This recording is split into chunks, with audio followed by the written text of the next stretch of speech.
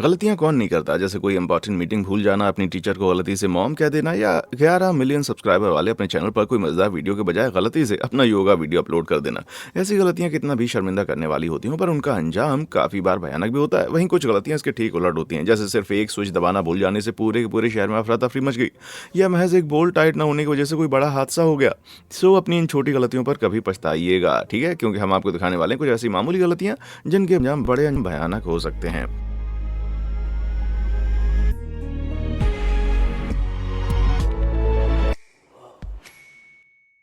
शहर में दंगा करवा दिया।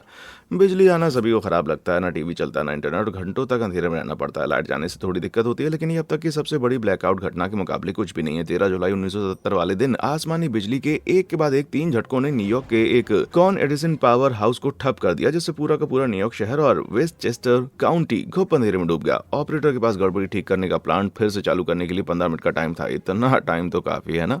प्लांट को फिर से चालू करने के लिए ऑपरेटर को कई स्विच दबाने थे, वो भी एकदम सही क्रम में। पर शायद उस दिन न्यूयॉर्क वालों की किस्मत खराब थी, क्योंकि ऑपरेटर ने वो बटन दबाने में गलती कर दी। वो एक बटन दबाना भूल गया, जिसके चलते पूरे न्यूयॉर्क को 25 घंटों तक बिना बिजली के रहना पड़ा। वैसे तो न्यूयॉर्क के लोग बहुत ही शांत और मिलनसार नेचर के होते हैं। हाँ, मजाक कर रहा हूँ। देखते देखते शहर में अब तक का सबसे बड़ा दंगा शुरू हो गया। दुकानों को लूटा जाने लगा, पब्लिक प्रॉपर्टी में तोड़फोड़ होने लगी और सैकड़ों कारों को जला दिया गया। यानी पूरा शहर अस्त व्यस्त हो चुका था। उस दिन कुल मिलाकर आगजनी की 1000 और दुकान की लूटपाट की 1600 घटनाएं हुई, जिनके चलते 3700 लोगों को गिरफ्तार किया गया। एक अंदाज के मुताबिक महज एक बटन न दबने के चलते शहर को कुल $30 करोड़ का नुकसान हुआ। वैसे इस घटना का एक और नतीजा ये हुआ कि जिसकी किसी को उम्मीद भी नहीं थी, वो है हिप हॉप म्यूजिक का जन्म। प्रोफेशनल म्यूजिक प्लेयर और मिक्सर जैसे उपकरण उस वक्त बहुत महंगे हुआ करते थे, जिन्हें हर कोई नहीं खरीद पाता था। जब ये सामान दुकानों से लूट लिए गए, पुलिस उन्हें बरामद करने के लिए पूरी तरह से जुट गई। सो इन्हें चुराने वालों ने सभी सामान औने पौने दामों पर बेच डाले। खरीदने वालों में ज्यादातर न्यूयॉर्क के गरीब लोग थे, जो नॉर्मल दामों पर ऐसे गैजेट्स कभी नहीं खरीद सकते थे। न्यूयॉर्क के संगीतकारों की पूरी एक नई पीढ़ी के पास अब अपना पसंदीदा म्यूजिक बनाने के लिए जरूरी सामान मौजूद था, और महज कुछ ही सालों में हिप हॉप न्यूयॉर्क शहर के कुछ गली मोहल्ले से निकलकर पूरे के पूरे अमेरिका में फैल गया। उस दिन अगर वो ऑपरेटर कोई दूसरा बटन दबा देता, तो क्या पता आज मेरा टेक्नो कॉन्क्रीट म्यूजिक का सपना सच हो गया होता। यानी एक हिसाब से देखा जाए तो उस ब्लैकआउट की बदौलत ही हमें रन डीएमसी बैंड मिल पाया। नीचे कमेंट बॉक्स में अपनी राय जरूर बताएं, और ऐसे मजेदार कंटेंट के लिए अपडेटेड रहने के लिए नीचे मौजूद लाइक और सब्सक्राइब बटन को दबा दें। चलिए आगे बढ़ते हैं। पार्टी ने किया जंगल राख।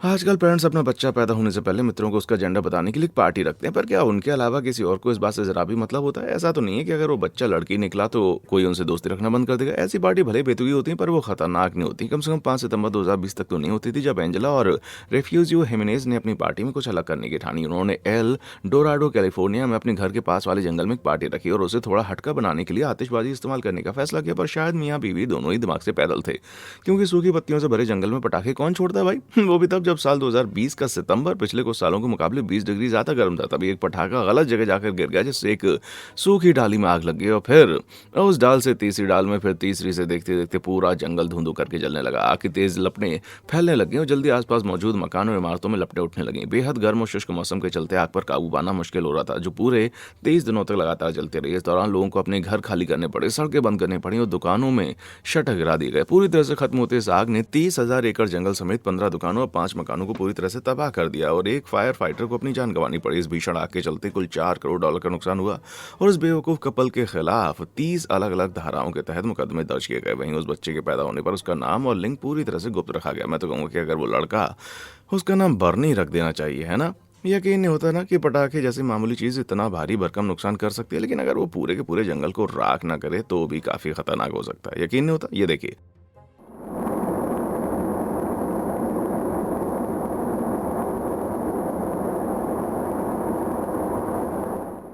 यह नज़ारा भी एक बहुत ही छोटी सी गलती का नतीजा है। सीस डेनमार्क में स्थित पटाखे की एक फैक्ट्री में काम करने वाला एक शख्स पटाखों से भरा एक डब्बा लेकर गिर पड़ा। जब गिरने से झटका लगा तो डब्बे के सभी पटाखे इधर उधर उड़ने लगे, जिससे दूसरे पटाखों में आग लग गई और ये तबाही का मंजर खड़ा हो गया। इस भयानक हादसे में करीब 2100 मकान क्षतिग्रस्त हुए, जिनमें से 176 तो पूरी तरह से तबाह हो गए थे। 2000 लोगों को बेघर होना पड़ा, दर्जनों घायल हुए और करीब 10 करोड़ यूरो की प्रॉपर्टी का नुकसान हुआ। आज से मैं प्रतिज्ञा करता हूँ कि बहुत सावधानी बरतूंगा और माइक्रोवेव जैसी सेफ जगहों पर पटाखे दाग दूंगा, ठीक है।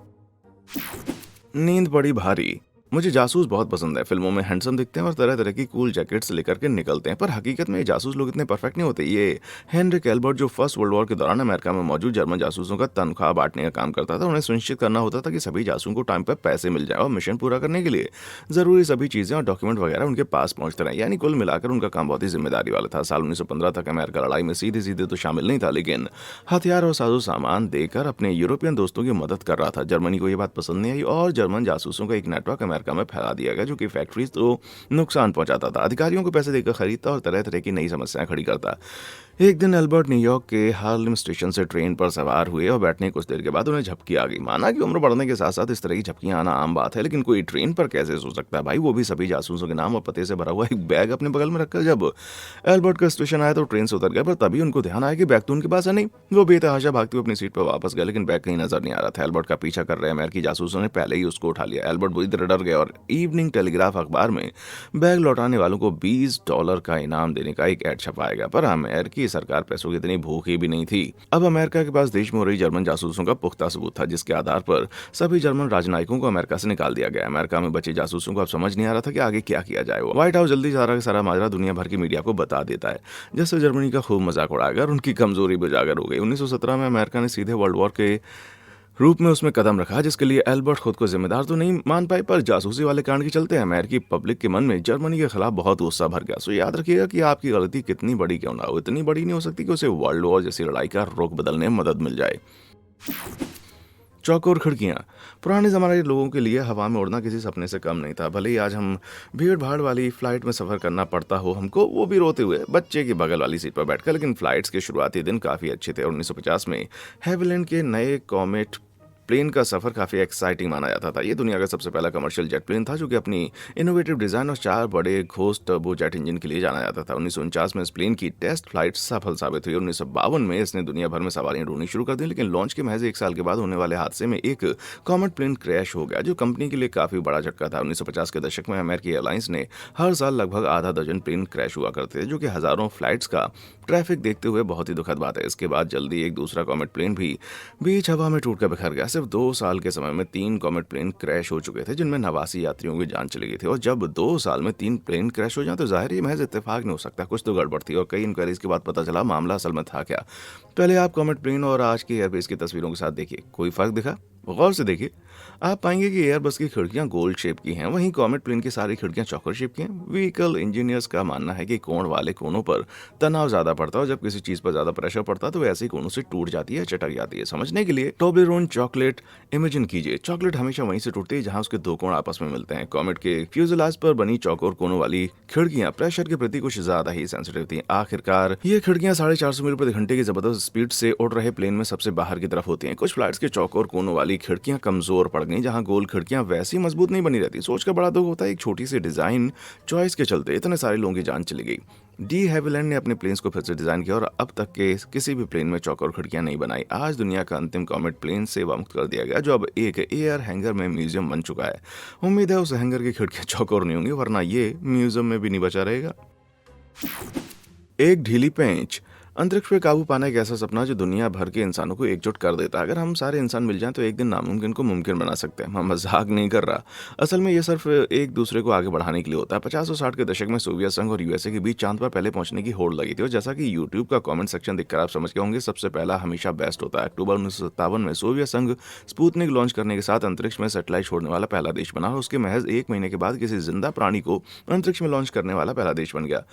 रेस्ट इन पीस लाइका, तुम्हें दुनिया याद रखेगी। लेकिन कुछ सालों के बाद ही अमेरिकियों ने भी बढ़त बनानी शुरू कर दी। 1962 में यूएस ने सैटर्न 5 प्रोजेक्ट की घोषणा की, जिसके बारे में उनका मानना था कि ये इंसान को चांद पर ले जाएगा। हार ना मानते हुए सोवियत वालों ने ऐसा करने के लिए N1 रॉकेट के महत्वाकांक्षी प्रोजेक्ट का काम तुरंत शुरू कर दिया। 3 जुलाई 1969 को शानदार ढंग से लॉन्च किए जाने से पहले प्रोजेक्ट काफी कठिनाइयों से गुजर रहा था। फिर लॉन्च होते ही उतने ही शानदार तरीके से तबाह होकर जमीन पर आ गिरा। ये घटना काफी बड़ी तरह से थी, जिसमें रॉकेट पर सवार सभी एस्ट्रोनॉट्स की जान चली गई और सोवियत वालों का हौसला एकदम से टूट गया।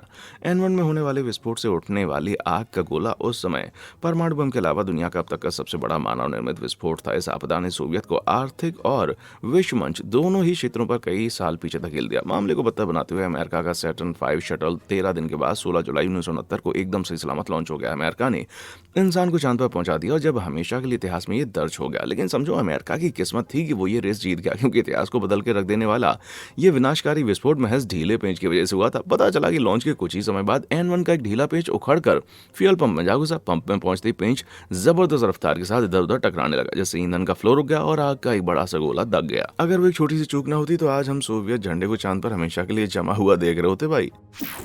एक चूक बनी टाइटैनिक का अंत। टाइटैनिक की कहानी तो हम सब जानते हैं। कथित तौर पर ना डूब सकने वाली एक क्रूज शिप को अटलांटिक ओशन में एक आइसबर्ग से टकराने के बाद बर्फीले पानी में समा गया और उसके साथ 1500 यात्री भी। इस आपदा के सटीक कारण को दशकों से परखा जा रहा है, खास करके जेम्स कैमरून द्वारा। और कसूर की एक उंगली हमेशा ही एक तरफ उठती है, जो है फ्रेंड फ्लीट। उनका काम था टाइटैनिक के आगे के रास्ते की निगरानी करना और रास्ते में आने वाली अड़चनों से क्रू को सचेत करना। जाहिर है वो अपने काम में बड़ा ढीले रहे होंगे, तभी इतना बड़ा आइसबर्ग नहीं देख पाए, है ना। टाइटैनिक के ज्यादा मामलों की तरह है ये मामला भी उससे कहीं ज्यादा जटिल है जितना ही शुरू में लगता है। टाइटैनिक के रवाना होने के कुछ ही समय पहले क्रूज के आला अफसरों ने फैसला किया कि जाने माने सी कैप्टन हेनरी वाइल्ड ही क्रू का नेतृत्व करेंगे। वाइल्ड इतने सीनियर थे कि उन्हें क्रू में फिट करने के लिए क्रू के बाकी अफसरों को एक रैंक नीचा करना पड़ा। यहाँ से डेविड ब्लेयर का रोल कहानी में बहुत अहम हो जाता है। ब्लेयर भी एक बहुत ही अनुभवी कैप्टन थे, लेकिन वाइल्ड की तरह उन्हें क्रू में रखने की जिद नहीं की गई। लॉजिक ये था कि बाकी अधिकारियों की तरह ब्लेयर भी एक रैंक नीचे ले जाना उनके लिए अपमानजनक होगा, सो उन्हें क्रू में शामिल ही नहीं किया गया। वैसे भी शिप पर वाइल्ड के होते हुए ब्लेयर की कोई खास जरूरत नहीं थी। यहीं पर एक बहुत बड़ी लेकिन छोटी दुर्भाग्यपूर्ण घटना घटी। वाइल्ड को जहाज की कमान सौंपते वक्त ब्लेयर उन्हें एक छोटी लेकिन बहुत ही जरूरी चीज देना भूल गए, और वो थी एक चाबी। असल में छोटी चाबी जहाज के एक बहुत ही महत्वपूर्ण लॉकर को लेकर थी। ऐसा क्या था उस लॉकर में? फ्रेट फ्लीट की दूरबीन। इस बदकिस्मत इत्तेफाक के चलते फ्लीट को उस रात अपनी दूरबीन के बिना ही काम करना पड़ा, जिसकी वजह से वो जहाज के ज्यादा कुछ आसपास देख नहीं पा रहे थे और जब तक वे आइसबर्ग को देख पाते बड़ी देर हो गई। फ्लीट इस हादसे से तो बच गए, लेकिन जिंदगी भर अपराध बोझ से ग्रसित रहे। उन्होंने सीनेट के सामने गवाही दी कि वो यकीन के साथ कह सकते हैं कि अगर उस रात उनके पास दूरबीन होती तो यह हादसा नहीं हो पाता। बाद में जब वो चाबी बरामद हुई तो 2007 में एक नीलामी में 90,000 पाउंड में बेची गई, जो कि आज के हिसाब से लगभग $2 लाख के बराबर है। सोचिए जरा, एक ऐसी चीज जिसका जहाज डूबने से पहले कोई कीमत नहीं रही होगी। हाँ। सुट्टा मारना पड़ा भारी। ये अगली कहानी बड़ी इंपॉर्टेंट है क्योंकि ये सिगरेट पीने के खतरों से जुड़ी हुई है। नहीं, मैं फेफड़े खराब होने, लत लगने या किसी दूसरे हेल्थ प्रॉब्लम की नहीं, बल्कि प्रॉपर्टी डैमेज की बात कर रहा हूँ। कहानी शुरू होती है एक यूक्रेन के छोटे से गांव से, जिसका नाम बड़ा आसान है, नोवोबोदानिवका। आसान था ना। वैसे ये गांव अपने आप में बहुत ही छोटी और मामूली सी जगह थी, पर फिर भी इसने एक बड़ा राज छिपाया हुआ था। नोवोबोदानिवका की सुंदर पहाड़ियों में युद्ध सामग्री का एक गोदाम स्थित था, जिसमें 92,000 टन बारूद का भंडार था। भंडार में ऐसे हथियार और गोला बारूद शामिल थे जिनकी यूक्रेन को अब कोई खास जरूरत नहीं थी। 90 के दशक में सोवियत संघ का पतन होने के बाद ये सामान बस यहाँ पर जमा हो रहा था। फिर भी साजो सामान काफी कीमती था, जिसकी निगरानी के लिए गार्ड लगाए गए थे। एक नीरस धूसर इमारत को घंटों तक देखना बड़ा ही बोरिंग काम है, सो उन्होंने वही किया जो ज्यादातर यूरोपियंस बोरियत मिटाने के लिए करते हैं, स्मोकिंग। आगे क्या हुआ ये पूरी तरह से साफ नहीं है, लेकिन एक विवरण के मुताबिक किसी गार्ड ने स्मोकिंग एरिया की डस्टबिन में बर्गर किंग का एक गंदा सा रैप भर दिया। सैनिकों ने जब सिगरेट पीकर उसकी बट एस्ट्रे में डाली तो स्मोकिंग एरिया में एक बदबू सी आने लगी। सो गार्ड्स ने स्मोकिंग एरिया से बाहर निकलकर सिगरेट पीने का फैसला किया। वहां पहुंचने की वजह कुछ भी रही हो, एक गार्ड ने गलती से सिगरेट गिरा दी या उसे गलत जगह पर उछाल दिया, सो मच गई भैया तबाही। बताने की जरूरत नहीं कि अगर ढेर सारा बारूद एक साथ रखा जाए तो एक बार आग लगने के बाद उसे बुझा पाना लगभग असंभव हो जाता है। पहले धमाके के बाद एक दूसरा विस्फोट हुआ, जिससे भंडार में आग लग गई, जिसके बाद विस्फोटक पर विस्फोटक फटने लगे। एक के बाद एक लगातार होते विस्फोटों की वजह से हादसे में सुरक्षित रूप से निपटना संभव लग रहा था। धमाके कुल मिलाकर 8 दिन तक चलते रहे, जिसका असर 150 वर्ग मील से ज्यादा इलाके में महसूस हुआ। कई लोगों की जानें गई, कई घायल हुए और 35,000 लोगों को इलाका खाली करना पड़ा। कुल मिलाकर $45 करोड़ का नुकसान हुआ। कई वर्षों के बाद यूक्रेन ने बालाक्लेया में स्थित एक दूसरे हथियार डिपो में भी एक ऐसी भयानक तबाही का मंजर देखा। हालांकि यह साफ नहीं हो पाया कि उस घटना के लिए किसी भी स्मोकर ही जिम्मेदार थे, लेकिन अगर ऐसा होता है तो मुझे जरा भी आश्चर्य तो नहीं होगा। बेतुकी लाइट। क्या आप कभी बेतुके डिजाइन वाली चीजें देखकर कंफ्यूज हुए, जैसे कि बिना हैंडल वाला पुल डोर या पहुंच से दूर लगा हुआ सॉकेट? लेकिन मामला और भी ज्यादा गंभीर हो सकता था। कम से कम खराब डिजाइन के इन एग्जांपल्स की वजह से कोई परमाणु दुर्घटना तो नहीं हुई। 28 मार्च 1979 वाले दिन मिडलटन पेंसिल्वेनिया के पास स्थित 3 माइल आइलैंड नामक एक छोटा सा टापू एक समस्या से गुजर रहा था। असल में इस साधारण से टापू पर न्यूक्लियर रिएक्टर स्थित था, जो कि उस दिन अपनी लिमिट से ज्यादा गर्म होने की कगार पर था। किसी पुर्जे की गड़बड़ी की वजह से प्लांट के पंप रिएक्टर के कोर को ठंडा करने वाले स्टीम जनरेटर तक पानी नहीं पहुंचा पा रहे थे। सौभाग्य से इस मुसीबत का हल बड़ा ही आसान था, महज एक वाल्व को बंद करना। बंद होने पर यह वाल्व एक इमरजेंसी स्टॉप गैस की तरह काम करते हुए रिएक्टर को हद से ज्यादा गर्म होने से बचाता और इसे सिर्फ एक बटन दबाकर एक्टिवेट किया जा सकता है। तो फिर दिक्कत क्या थी? जवाब है खराब डिजाइन। असल में वाल्व के ऊपर एक छोटी सी लाइट लगी हुई थी जो वाल्व का स्टेटस दिखाती थी। प्लांट में हर किसी को लगा कि स्विच दबाने के बाद लाइट जलने का मतलब था वाल्व बंद हो चुका है और संकट टल गया, पर ऐसा नहीं था। असल में वो लाइट जलने का मतलब था कि बटन दबाया गया है, ना कि वाल्व बंद हो चुका है। यानी जिस वक्त वर्कर्स राहत की सांस ले रहे थे, उस वक्त उन्हें हल निकालने की मेहनत में जुट जाना चाहिए था। अगर प्लांट में मौजूद स्टाफ की बात करें तो वो कोई दूसरा उपाय ढूंढ रहे थे, या बटन पहले दबा दिया होता है ना। चूंकि उस लाइट का मतलब ही नहीं पता था, सो रिएक्टर अपनी लिमिट से ज्यादा गर्म होकर पिघलना शुरू हो गया। ये हादसा आज भी अमेरिकी परमाणु इतिहास की सबसे भयानक त्रासदी माना जाता है, जिसकी वजह से हजारों लोगों को अपना घर खाली करना पड़ा। संयंत्र को और आसपास के पर्यावरण को बड़ा नुकसान पहुंचा, लेकिन खुशकिस्मती से प्लांट के स्टाफ पर मामूली असर पड़ा। इलाके की साफ सफाई करने में 12 साल का वक्त लगा और 97.3 करोड़ डॉलर की लागत आई, सिर्फ इसलिए क्योंकि डिजाइनर को लगा कि वॉल बंद करने वाले बटन को दबाती लाइट का ऑन हो जाना सही रहेगा। हीरो बनती पड़ी भारी। आज से लगभग 2200 साल पहले लड़े जाने वाले तीनों युद्ध के दौरान प्राचीन रोम अपने अब तक के सबसे कठिन दुश्मन का मुकाबला कर रहा था। उत्तरी अफ्रीका में स्थित कार्थेज नाम का साम्राज्य। कार्थेज को इतना भयानक बनाने वाली चीज थी उनके महान सेनापति और इतिहास के सबसे दिलेर लोगों में गिने जाने वाले हैनिबल बारका।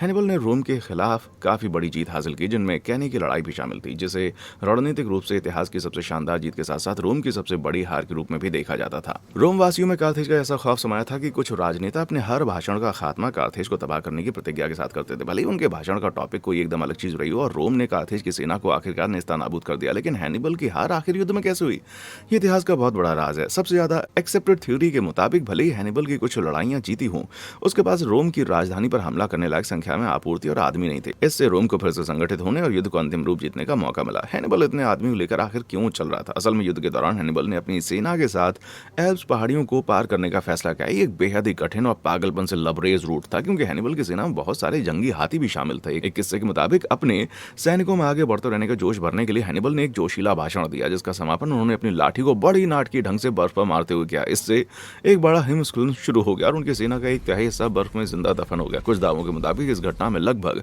18,000 आदमी और हाथी मारे गए। अगर ये सच है तो साफ तौर पर समझ आता है कि हैनिबल के पास रोम का कब्जा करने के लिए जरूरी संख्या बल आखिरकार क्यों नहीं था। रोम की जीत ने उसे शास्त्रीय युग की प्रमुख महाशक्ति के रूप में स्थापित कर दिया। उस दिन अगर कार्थेज जीत गया होता तो दुनिया बहुत ही अलग नजर आती भाई। आज की कई भाषाएं लैटिन के बजाय फोनिशियन पर आधारित होती हैं, यानी इंग्लिश अल्फाबेट इस तरह नजर आती है और हम किटी जैसे शब्दों का उपयोग करते हैं। क्या इसका उच्चारण ऐसे ही किया जाएगा? लिपकी, सही है ना? नहीं, रोम हारता तो होली रोमन साम्राज्य भी ना होता और ना ही शायद ईसाई धर्म, क्योंकि तब रोम ने यरूशलेम को अपने कब्जे में लिया ही ना होता। ऐसी कोई दुनिया इमेजिन कर पाना भी मुश्किल है ना। ये सब महज इसलिए कि जनाब हैनिबल बर्फ पे लाठी मारकर थोड़ा सा हीरो बनना चाह रहे थे। हंसन का भूकंप। साल 1995 एक बहुत ही महत्वपूर्ण साल था। उस साल विंडोज ने एक ऐसा ऑपरेटिंग सिस्टम रिलीज किया जो दुनिया भर में हावी होने वाला था। माइकल जॉर्डन ने बास्केटबॉल में शानदार वापसी की और गोरिल्लास को डायमंड लेजर से शूट करने वाली एक फिल्म भी आई, जो कि ना जाने कैसे हिट हो गई। लेकिन जापान में ये साल एक भयानक हादसे के लिए याद किया जाता है, जो कि हंसन का भूकंप 7.3 तीव्रता का विनाशकारी भूकंप 17 जनवरी की सुबह आया। 5,500 से 6,500 लोगों की जान लेने के अलावा इसने 200 अरब डॉलर की प्रॉपर्टी तबाह कर दी। वैसे तो इस हादसे को टाला नहीं जा सकता, पर कुछ जगहों पर नुकसान को कम किया जा सकता था, जैसे कि कोबे रूट। ये कोबे और ओसाका शहर को जोड़ने वाला मेन रास्ता है, जिस पर हंसन एक्सप्रेसवे स्थित है। 1966 में निर्मित इस नेटवर्क को भूकंप के झटके झेलने के सक्षम माना जाता था, लेकिन ऐसा हुआ नहीं और पुल ढह गया। पर क्यों? पुल के पोस्टमार्टम से पता चलता है कि इसकी शेयर कैपेसिटी के साथ साथ हुप एंकरेज भी कम था। सीधे शब्दों में कहूं तो एंकरेज का काम होता है स्ट्रक्चर को कंक्रीट से जोड़े रखना, जबकि शेयर कैपेसिटी किसी स्ट्रक्चर के खुद पर फिसलने का विरोध करने की क्षमता को कहते हैं। दोनों में से किसी का भी चूक होना घातक साबित होता है और कथित तौर पर भूकंप झेलने के लिए डिजाइन किए गए किसी स्ट्रक्चर में दोनों का कम होना मौत को दावत देने जैसा है। भूकंप के महज 20 सेकंड में ही पुल झुककर पूरी तरह से लेट गया। पुल इतनी बुरी तरह से टूट गया कि इसे एकदम नए सिरे से दोबारा बनाना पड़ा, जिसमें $4.6 बिलियन का खर्चा आया। यह किस्सा साबित करता है कि सिविल इंजीनियरिंग के मामले में हर चीज एकदम परफेक्ट होनी चाहिए। उसे परफेक्ट बनाए रखने के लिए रेगुलर मेंटेनेंस किया जाना चाहिए। उदाहरण के लिए नीदरलैंड के विटेस में स्थित इस फुटबॉल स्टेडियम को ले लीजिए। 2021 में जब फैंस अपनी जीत की खुशी मनाकर उछल रहे थे, तो फिर ये हो गया। चमत्कारिक रूप से इस हादसे में किसी को भी जरा भी चोट नहीं आई। जहां फैंस ने इस बात को हंसते हुए टाल दिया कि वो शहर के मेयर ह्यूबर्ट बुल्स को इसमें हंसने जैसा कुछ भी नहीं लग रहा था, क्योंकि जाहिर है दुर्घटना बहुत गंभीर हो सकती थी। जांच हादसे में कोई खास वजह तो सामने नहीं है, लेकिन पता चला कि 1930 के दशक में बनाई गई इस स्टेडियम की उसके बाद से कभी मरम्मत नहीं गई। और अगर आप अमेरिका में बैठकर यूरोपियंस और जापानी इंफ्रास्ट्रक्चर की हालत पर हंस रहे हैं, तो जरा सच का सामना करने के लिए तैयार हो जाइए, क्योंकि एक सर्वे के मुताबिक अमेरिका का 25% इंफ्रास्ट्रक्चर आने वाले समय में पूरी तरह बेकार हो जाएगा, जिसके नतीजे बहुत ही भयावह हो सकते हैं। यकीन ना तो 2010 में इस मेट्रोडोम के गिरने की क्लिप देख लीजिए।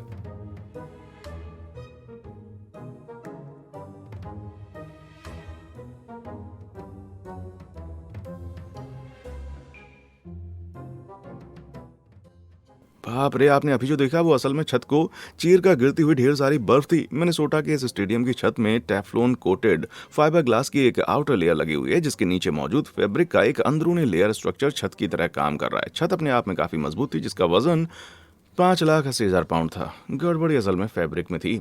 अगर किसी कमजोर फैब्रिक पे उचित प्रेशर डाला जाए तो उसमें मौजूद एक छोटा सा छेद तबाही मचा सकता है। और छत पर लदी बहुत सारी बर्फ ने जबरदस्त प्रेशर डाल दिया। किसी फटी हुई चादर की तरह कपड़े में मौजूद छोटे छोटे छेद बर्फ के वजन के तले बड़े हो गए और अंत में पूरी तरह धड़ाम हो गई बर्फ। सोचिए अगर कोई टीम नीचे प्रैक्टिस कर रही होती तो खिलाड़ियों को स्कीइंग करना पड़ जाती। आइए हंसिन, मिनेसोटा और विटिसे जैसे से सबक ले लेते हैं और ये कि काम को अच्छी तरह से जांचें, कुछ सालों में दोबारा जांच करते रहें। बिल्डिंग की टांग बनी खतरनाक। पैर बड़े काम की चीज होते हैं, वे आपको इधर उधर घुमाते हैं, दरवाजे में टांग अड़ाने देते हैं और अपनी गर्लफ्रेंड को छेड़ने वालों को गोल लात घुमाकर भी मारने देते हैं। क्या बात है। लेकिन कुछ चीजें ऐसी होती हैं जिनके लिए टांगें खतरनाक हो सकती हैं, जैसे कि कोई बिल्डिंग। वैसे भी उन्हें अगर इधर उधर घूमने या राउंड किक मारने की जरूरत नहीं पड़ती। 1970 में सिटी कॉर्प ने एक अपनी नई फैंसी बिल्डिंग का अनावरण किया, जिसे सिटी कॉर्प सेंटर नाम से जाना जाता है। इसमें एक नुकीली छत और लंबे खंभों के साथ बेहद स्मूथ फिनिशिंग वाला एक मॉडर्न डिजाइन था, जिसके चलते पूरी होने के बाद ये बिल्डिंग न्यूयॉर्क शहर की एक आकर्षण सा बन गई। लेकिन शानदार डिजाइन वाली इस इमारत की एक बड़ी कमजोरी थी तेज हवाएं। जमीन से 918 फीट की ऊंचाई पर बहुत तेज हवाएं चलती हैं, क्योंकि वहां उनका रास्ता रोकने के लिए पेड़ या बिल्डिंग जैसी कोई चीज नहीं होती। आर्किटेक्चर स्टूडेंट डाइएन हार्टली ने गौर किया कि बिल्डिंग का यूनिक शेप इसे तेज रफ्तार वाली हवाओं के सामने कमजोर बनाता है, जो बिल्डिंग के लिए घातक साबित हो सकती है। डाइएन ने यह बात बिल्डिंग के डिजाइनर विलियम लेमेसुरियर को बताई। विलियम को जल्द अपनी गलती का एहसास हो गया। उन्होंने तेज हवाओं की वजह से इमारत के साइड वाले हिस्से पर पड़ने वाले दबाव को कैलकुलेट किया, लेकिन नीचे से पड़ने वाले दबाव के बारे में कुछ नहीं सोचा।